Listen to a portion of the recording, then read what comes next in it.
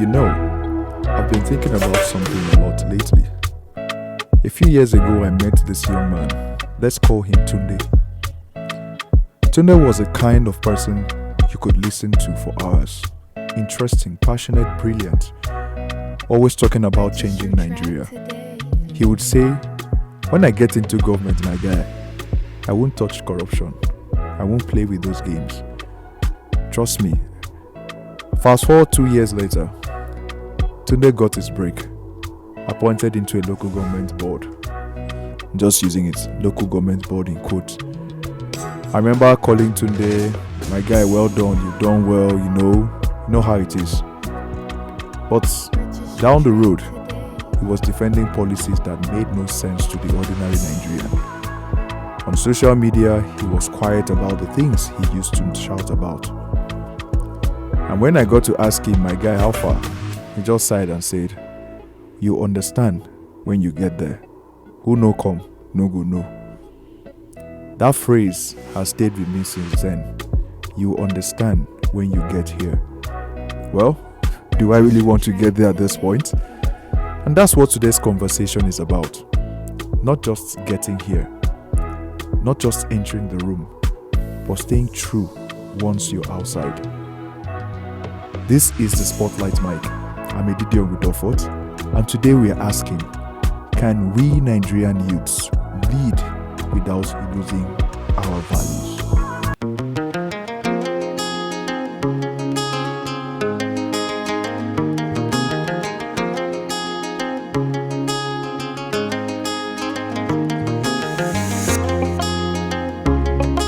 Let's be honest, in our politics today, conviction is a beautiful word until it is tested.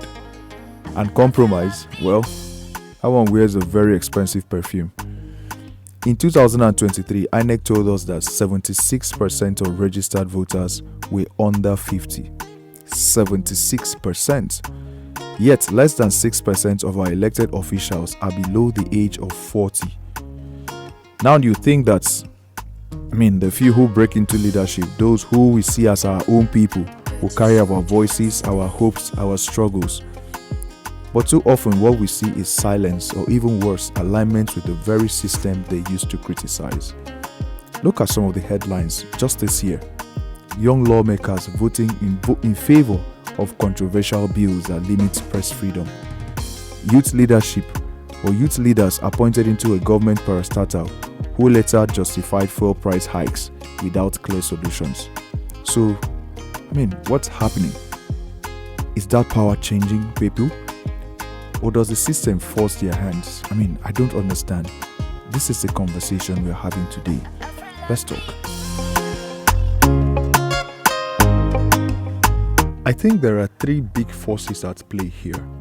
One, the Godfather network, Godfatherism in Nigerian politics. In Nigeria, access often comes through someone's blessing. And that blessing comes with strings.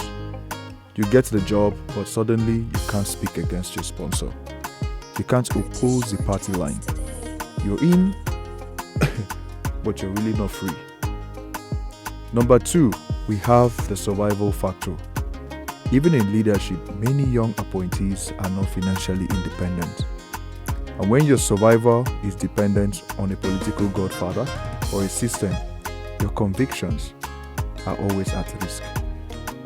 Number three, the cultural pressure.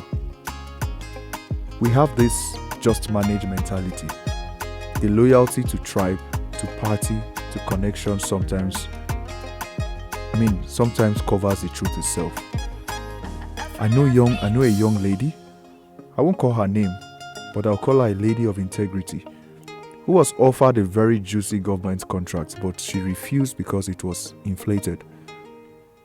At the end of the day, she was sidelined, invitations stopped coming in, and she was called difficult. So here's the question. How do you swim in this water without getting wet? It's a very important and an interesting question. As a Catholic, I can't help but think about what Jesus said. What does it profit a man to gain the whole world and lose his soul? Even as a Christian, whether you're Catholic or not, you know that popular Bible question or phrase. what does it profit a man if he gains the whole world and loses his soul? Politics, is not inherently dirty. People are, systems are, and if we as young people want to lead, we must decide before we get in that room what we will want to do and what we will not want to do. Think of St. Thomas More, a patron saint of politicians. He served the king faithfully, but when asked to compromise his faith, he chose death over dishonor. Now, I'm not saying you will face martyrdom in Nigerian political space, my brother, but you will face threats. You're going to face like friends actually befriending you, if you don't mind me using that phrase. Opportunities of comfort, or comforts like just going, like being thrown out of the window. But if you choose, that is if you choose to stay true. But where do you belong? Where is your integrity? Is it still possible as a young person today getting into politics?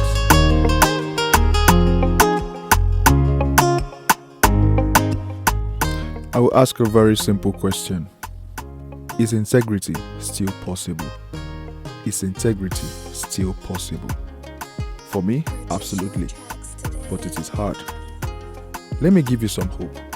Samson Itodo, someone I've worked with, founder of Yaga Africa, has consistently pushed for electoral reforms and youth inclusion without bowing to party politics. Rinu Oduala, I hope I called her name correctly, during the EndSARS movement, took her seat at the Lagos Judicial Panel, and when she saw the compromises, she walked away instead of being silenced. These are people who understood something important. You can't speak truth to power if power owns you. You cannot speak truth to power if power owns you. And so what's the way forward? If you're listening to this right now, you're dreaming of leadership, maybe as an activist, a politician, or even an analyst, even in corporate governance. Here are 3 things you should remember. Build an accountability circle, my friend. Surround yourself with people who will call you out when you stray. Diversify your survival. Don't make politics your only source of income. It is very important because after politics, life continues. What's next for you? Stay close to the grassroots. That's the 3rd thing you should remember. Always stay close to the grassroots. The higher you climb, the easier it is to forget the ground where you came from. So, stay close to the grassroots.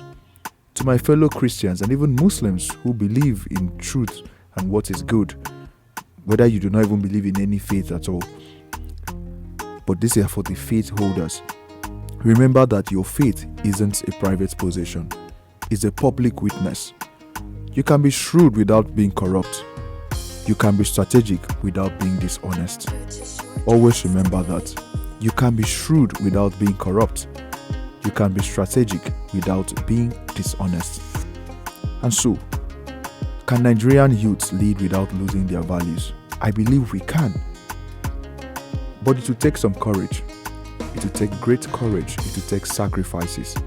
And it will take a refusal to accept that this is just how things are done.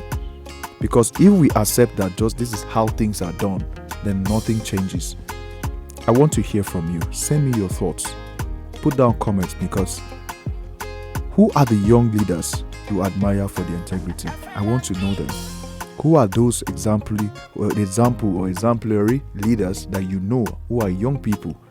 Let me know them. Who gives you hope? And what compromises have you seen that broke your heart? This is the Spotlight mic. And remember, this is not just my mic. It is our mic. My name is Didi Ongudofort. You can call me Eddie or the Talksmith. See you next time. God bless you.